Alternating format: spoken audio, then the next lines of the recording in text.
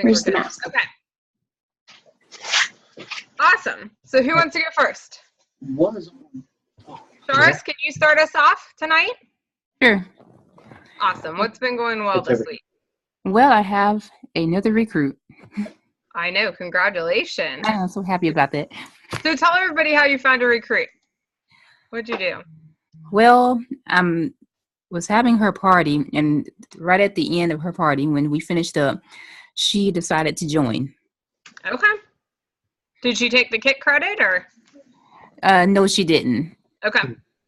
She had a party with me probably back in the summer, and this was her second party, and then after her second party, she decided that she wanted to sign up. Awesome. Love it. Okay. So did you say or do anything different to talk to her about the business this time than last time?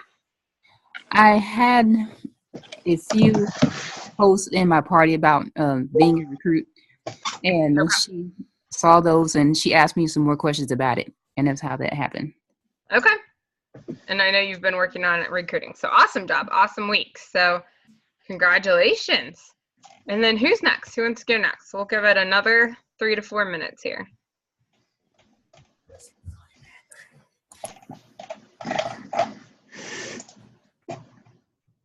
Well, it's Amber. Amber, awesome. I just met with my brand new recruit this week and set her up for some success. And I'm throwing her launch party on the 16th at her gorgeous home. So I'm excited about that. Awesome. That's exciting. So new recruiting, which that's our call next week. So you guys are going to have to bring a lot to the table next week. Who else can share? We'll do at least one to two more people. I think we have time for 2 more probably. I'll share. Awesome. Can you hear me okay? I can, yeah. Glad you're on. This week, I wrote thank you cards to everybody who hosted a party with me in 2017 and delivered them a catalog. And in the thank you, I reminded them that they have 10% off until, a year, and let them know when that year is up. Okay. Awesome idea. Thought that was hopefully a good way to strum up some business. Yeah, I love it. Okay. And then next week I'm going to back up with them. So. Yeah, and I noticed that you've been posted on Facebook more too, so awesome job. Yeah. Okay, one more. Who else wants to share something that's gone great this week? So last week, our topic was on host coaching. So anyone made any improvements with that?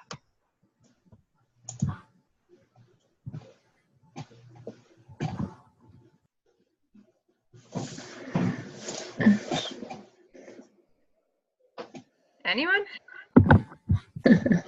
Well, we haven't exactly got to that point yet. I don't know why you're it's showing it. Who was that? I missed that. Can you hear me? This is Sandy. I can't. Yeah, I just wasn't sure who was talking.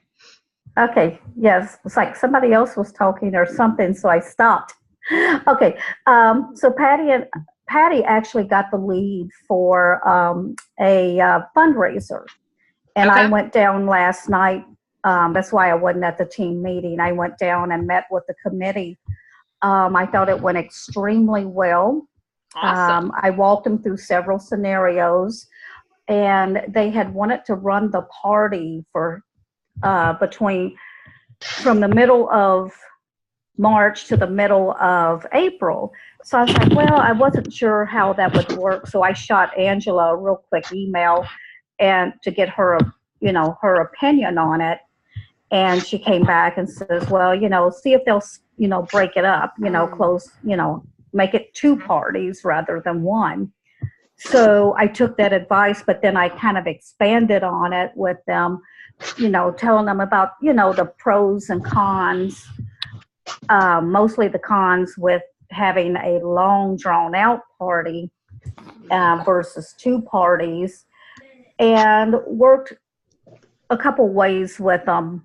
And so what we're going to do is they're going to do the first half. They're going to do as a catalog and catalog and Facebook party. But the second party, which will close in April, we're going to do a cooking demonstration, and they're actually running a hall. We're hoping that this has the potential to be a very big fundraiser. Awesome. And I think that's something we talked about at the very first call about different ways to get bookings and doing the fundraisers as one of the options. So great job, Yeah. And like Patty is going to be doing a lot of the legwork, especially with the with the Facebook and catalog part of it. But I will be, since Patty lives in Toledo and this is going to be in Warsaw, Kentucky, so it's going to be a really, so it'll be a joint effort, it sounds like. So yes, this will be a joint. This will be a tag team. Okay. Well, awesome. Thank you guys for sharing, and thanks for coming back. And it's week 3 already out of our 5 weeks. So awesome job. I think last count we had 16 on here, so great job.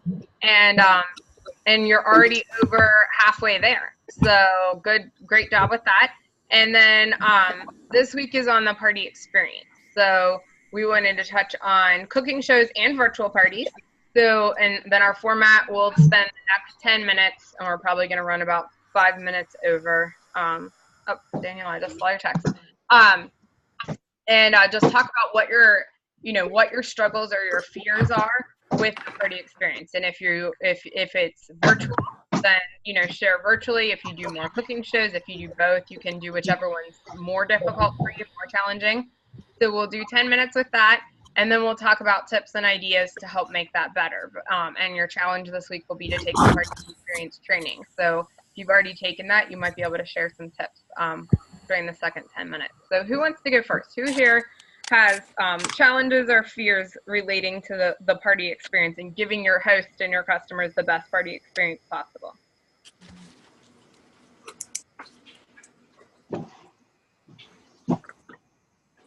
I'll say something. Sure. With running virtual, I struggle sometimes with what to post and how many. I mean, it's always a question of how many posts is a good number for each day. I usually run mine from Monday to Sunday, so it's kind of hard to figure out what's right and what feels right. Okay. And that's Lori, right? Yes. Okay. Awesome. Sorry, my camera's green light, but it's not doing anything. Yeah, and I know we've had problems before, so yeah, it just shows a blank thing. So knowing how much to post in how many days? Yeah. Okay, awesome. Who's next?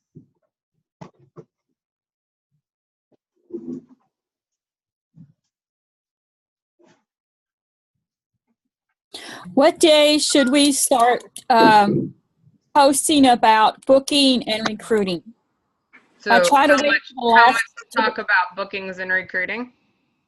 Yeah, about what days, because I usually leave it to towards the last couple of days, but I'm thinking that I don't get a lot of response to begin with, but I'm thinking that maybe that's even too long to wait.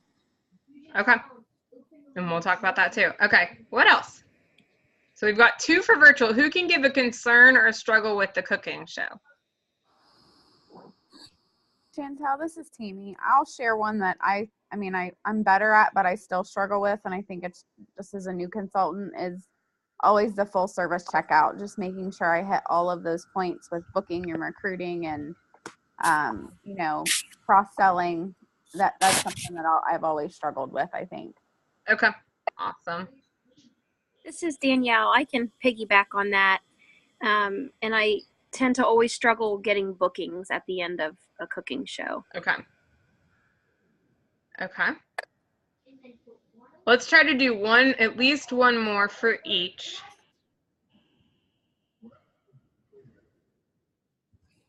So who can have one more struggle or concern with the cooking show? Keeping the energy up with the host and the guest for more active participate. So keeping the energy up and keeping them engaged. Yes. Okay. And then what about one, sorry, was somebody talking? I love to see all these people in here too. It's awesome. The participation in virtual parties. Okay. So the guest or the host or both? The guest. Okay. I have a question too, just out of curiosity. Does it have to be a cooking show? Can we just go in and like just demonstrate products, talk about different ways you can use them and such? Sure. Yeah, anything that you're physically going anywhere other than a vendor event, so any type of party, whether you're making a meal or just showing products, would be in the cooking show category. Because the rest would be virtual, so that would be Facebook or any other virtual means. So awesome. Anything else that you want to add before we start jumping in and talking about what to do about it?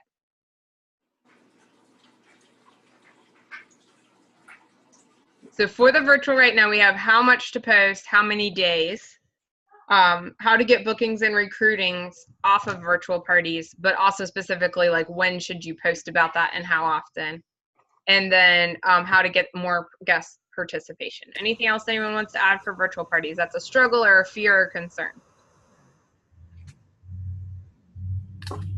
Okay. And then for the cooking show, we have the full service checkout and how to navigate that. Getting bookings from the party, especially at the end of the party during the full service checkout, and then keeping people engaged and keeping the energy of the show going. Anything you want to add? Well, let's jump in. Let's do virtual first, and then we'll do the cooking. So let's jump in. Anybody here have tips for what they found as far as how much to post and how many days their party should be?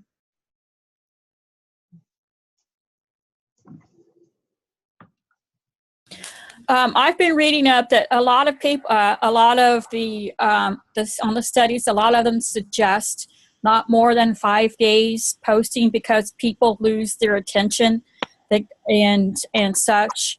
And I've read various posts about some do 5 to 6 posts, some only do 3. So I guess really just depends on maybe the activity at that time, but almost everybody, everything that I've read, they're saying no more than 5 days or so because people just lose interest after that. Okay. And I think that's a great point. So one thing I do want to say, and this is the challenge, so if you haven't done it, that's okay. We talked about this at the meeting last night too. But the virtual party experience training is actually going to cover a lot of this. So what Patty's saying is from that training. Now, the thing with Facebook is Facebook's constantly changing. What people expect to get out of Facebook is constantly changing. So there's really no right or wrong with either the Facebook parties or the cooking shows. Everyone's going to have their own style and what works for them. But with Facebook, you need to be prepared to adapt because what worked 6 months ago may not actually be a successful party anymore either. And it's going to continue to change. So we can have this conversation now, but as a consultant doing virtual parties, you're going to want to try to stay ahead of the curve of what's changing and then work with your hosts and your guests and what they want out of the experience too. So what Patty said is true. 5 days is considered the max. Honestly, I can't even keep up for more than 4 days straight. So, but with all the research Pampered Chef's doing, 5 days is considered the longest people want to try to stay plugged into something like this.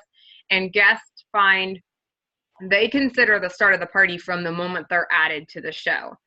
So if you're doing groups, you want to add them like the night before you start posting or even the morning of, not have them add them a week out because they're going to consider that a longer party if you're adding them ahead of time. Events, you might have a little bit more wiggle room since they have to click going, but you don't want to set them up, a week in advance and then do a post here and there to kind of like keep them on and then start the party a week or two in advance because then they feel like it's a week to 2 weeks party because they don't understand the concept of how we're looking at it where the party's only while we're posting. So that's just a tip for how many days to post. And what Pampered Chefs found in the research is less is more. So it's kind of like at a show. You can bring too many products to a party you can post too much on a Facebook event. So they are saying exactly what Patty said, maybe 3 to 4 posts a day, 5 to 6 posts a day. But I know at one point it was really popular to do like anywhere from 10 to 16 posts a day. And that the feedback is overwhelmingly that that's too much. And then take that training so you can get the rest of the tips they have in there too. So the next one's about booking and recruiting. So the question was, when do you bring that up in a virtual party? And how do you get bookings and recruit leads out of the party? So who wants to share a tip that's worked for them? Chantel, I'll share. And Awesome. I've played with my template quite a bit since I've started a year ago. I tend to post booking and recruiting throughout the whole party. Mm-hmm. So, I mean, the first day is kind of just like starting everything up. But beyond that, I have over several days, I have different booking and recruiting slides. So I don't just limit it to one day or one period in time. I try to space it out. Awesome. Awesome. And that would be my best tip. You don't want to just do it on the last day because you will have lost a percentage of the engagement. You want to space it out throughout the party. So awesome. Charis, I know we've worked a lot on your virtual parties and getting bookings and all of that. What tips can you throw out there? Basically, like what she was saying, that continue to have the booking throughout the party and also recruiting throughout the party as well too. Okay. And I normally message people at the end of my parties as well too through Messenger and send a like for the people that are participating in the party. And then I ask them through Messenger, would they like to book a party? Yes. Okay. And I think that's the other key element. So I find most of the leads that you get out of the virtual parties are just like the full service checkout leads from your cooking shows. So you need to have that personal conversation. So whether you're going to call everybody, whether you're going to email them, Facebook message them since it's a Facebook party, text them. So if they've ordered, you should be able to have an email address for them and a phone number, and you can call or text them. And then I know we've talked when we worked on your virtual parties about, maybe posting some kind of interactive post where they have to message you an answer or a question or something like that, because then that opens Messenger so that it doesn't go to the other folder, and then you can have that personal conversation. So it would be just like a full service checkout. Did you have fun? Thanks for joining. Thanks for your order. Do you have any products? Have you ever been to a Pampered Chef party on Facebook before? You're going to start by asking questions and finding out information. And then you steer that conversation towards, I'd love to work with you. Is there anything on your wish list that you didn't get, to turn it into a booking? Or, I'd love to help you make some extra money or have fun online like we just did, and have it be a recruiting conversation. So it's just that personal interaction. The chances of getting a full virtual calendar just because people are hopping in the virtual party and commenting on your booking post, hey, I want to book a party, sign me up, you're not going to have enough leads to keep your business running. You have to do that additional contact. So good. Okay. And then participation of guests. Who has a tip to share? And then I want to make sure we get on to the cooking show before we run out of time too. How do you get your guests to participate on the virtual parties? Chantel, it's Tammy again. Awesome. Here lately, the thing that's been working for me, again, I play with my parties, is having my host post daily. So I send my host a post once a day that she's responsible for posting at any point in time. And that gets her guests to see it more so than if I'm posting. Yep. And if it can be in a question format, I think that's even better. So if you give her an idea of like, what's your favorite recipe, comment below, so that she's encouraging that interaction. That's exactly what I would have said. Get the host to post something every day and keep that interaction up. The other thing I will say is the top thing that's viewed and seen on Facebook is videos. So Facebook Live's your best bet. Facebook makes sure more people see that. So if you're going Facebook Live in your groups or events, you're going to get more participation. And if you're not going to do that, then use some of the videos Pampered Chef put up there that are to help create that engagement. So that would be my second one. Any questions about that? About any of those 3 topics we just covered? I also would add polls. I really like adding polls to the Facebook events and making them sound like, I don't know, when I was a kid, I read the teen magazines, and they'd always have like questionnaires or whatever, and those were my favorite part of checking out the magazine. And I feel like kind of making them have silly answers, like getting to pick something, even if someone doesn't comment, they're more likely to respond with a click of a button. So yeah. And Make so it just a side note, you can only use those as an actual poll if you're in a group. If you're doing it as an event, what you could probably do is create a picture that was a poll and maybe say like answer A, answer B, answer C, and then they would just comment below with like A, B, and C. So you could do a poll in an event that way as well.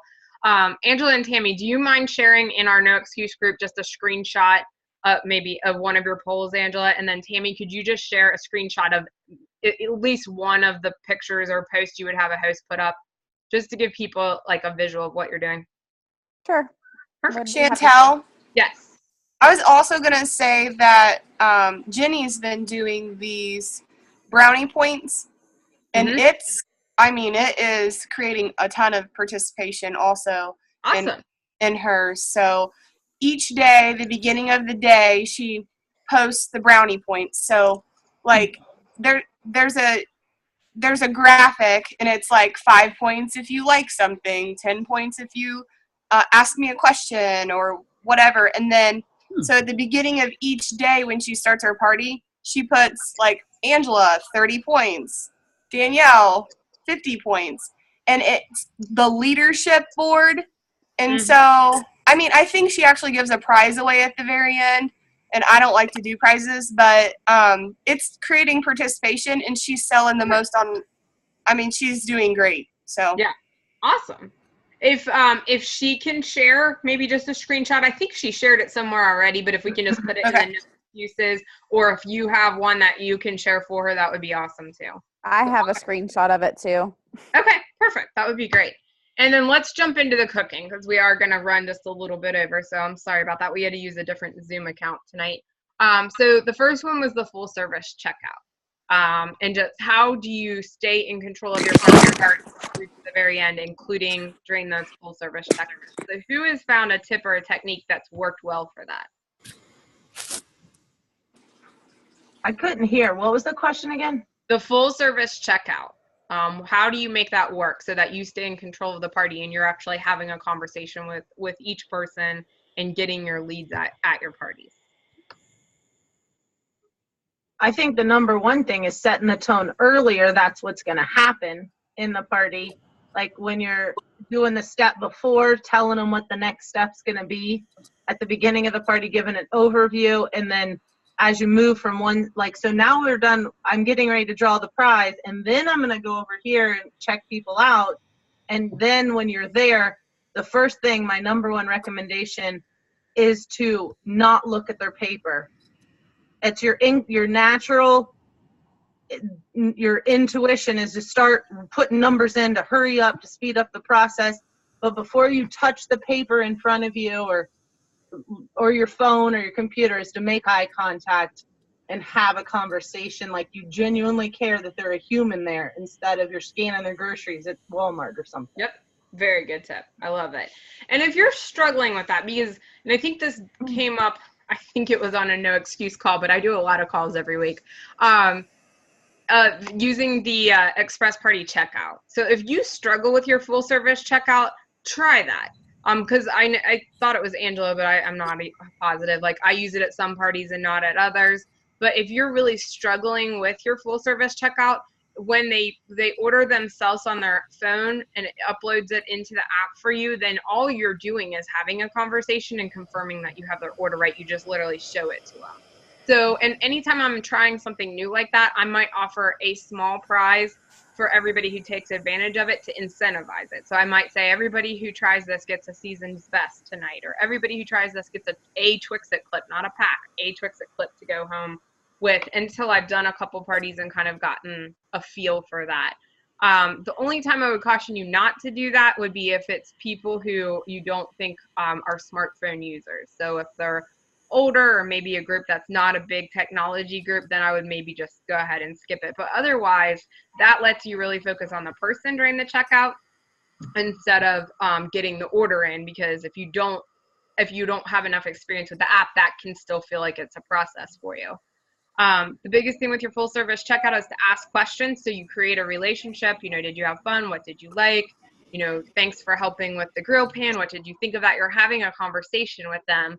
And then you say, when we were doing the questions, you really seemed like the extra money would help you go visit your kids in Louisiana. Have you thought at all about doing this? I'd love to help you with that. And so it's a very personalized conversation, but it's always at least 3 questions. The first one's about the business. That's always first, no matter what. The second one is about booking a party. And I've even been doing some training to brush up on that. And one of the tips is to assume that, when would you like to have a fajita and margarita party? I saw that your eyes lit up when we talked about that. I'd love to come work with you. So, use a positive. Don't say, do you want to have a party? Or would you help me by having a party? Those are all languages that aren't going to get you the results you want. So, and then the third question, if they've said no to everything else, is about a way that you can stay in contact with them. So I like to ask people if I can friend them on Facebook and add them to my VIP group. I heard a tip, I think it was Angela, it might have been you, I don't remember, about following up with them like with email. But whatever way you want to stay in constant with your customer contacts, that's how you would want to do that. Okay, well, let's jump on to the next one, getting bookings. Who here, actually, Angela, you just did that packet thing at your last party, right? Where you had packets out. Can you explain that to people? Excuse me, yeah. So FYI, number 1 tip to get bookings at any cooking party is to have your host packets made in advance. The more you have made, the more you're going to get for bookings. I put them all in a centralized location right where the catalogs and the pins are. And I put a Post-it note of all of my next 8 dates out there. And of those, the 2 most recent dates are hot dates. And I talk about that throughout the party, that they're usually the closest in. Dates have a special free gift. It just says hot date.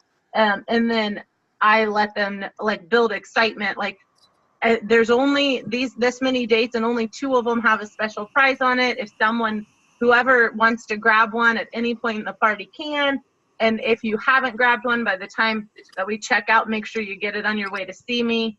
And just, make it I'm so glad we're all having fun and learning something. I can't wait to do this with you and your friends. And then I like to take pictures, because I don't always remember everybody's face and their name together. So when possible, and they don't mind, I'll take a picture of them holding up their catalog with their party date. And so then later when I'm calling them, I see their face. So that's awesome. The person that booked it. Awesome tip. The other tip I would throw in there for making sure you're getting plenty of bookings at parties is just to make sure you're planning your recipe to show a wide variety of products we talked about at the meeting last night. Make sure you're showing several bigger things. That doesn't mean you skip the $25 to $35 items, because you want to show those too. But you want to be showing a rock crock and a grill pan, or a bigger piece of stoneware and a rock crock, or a piece of cookware and something else. So we're on the free version tonight, so we're down to 10 minutes anyway, and I know we're already a little over. So let's go ahead and wrap it up with the last one, keeping the energy at the show and keeping the guests engaged. So anyone have a tip that's worked for them with that?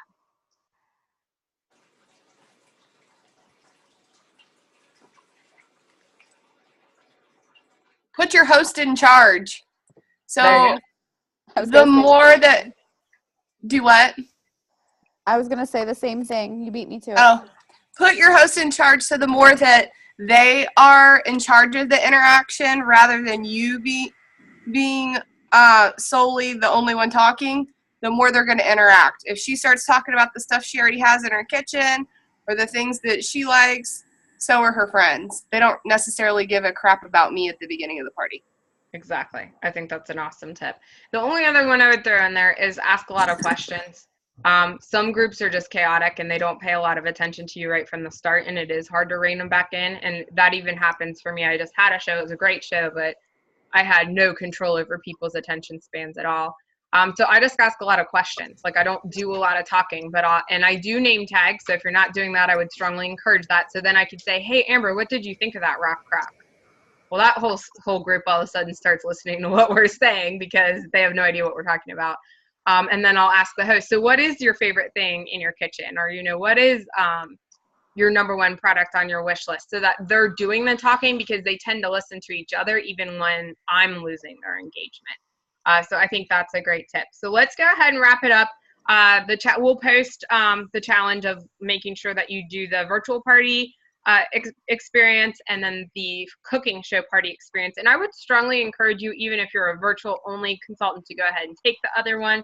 And if you're mostly a cooking show consultant, to still go ahead and take the virtual party experience too. They've spent a lot of time in researching this and creating this training to help us be successful. So take both. They're not hard. They're not long. They're like 25 minutes a piece. And they're broken down in like 5-minute segments. So you can do a little bit and then come back to it. Once you do the virtual party training, you have access to virtual party packs, which literally I'm going to have Charis just share on our team page a little bit about, or on the No Excuse Change page, what she's learned from it. But if you could just in 1 or 2 sentences share how excited you were after you were done with that. Do you mind sharing? Sure. I did both the home party and the virtual party packets. And when I finished it, when I went into the virtual party packs, everything was laid out there for me. It was great. Really easy to do, and I was done in no time. And I also have 2 parties set up for next month with the virtual party packs. Love it. Okay, and I can't wait to hear how those go. So I just want to thank you guys for all being on. It was so exciting to have everybody on. Make it an awesome week. We will be here next Tuesday, and it'll be about growing your team. So don't miss out. Make sure it's on your calendar with a reminder in your phone. And it was awesome to have you guys all on here. So I'll post the recording a little bit later tonight, and have a great night. Will you also post the link to the training or where we can find it on? Somebody will post that. Yeah, either a screenshot or an active. If I can post an active link, I will do that as well. Okay, So thank you. Have a great night, you guys. Bye. Bye.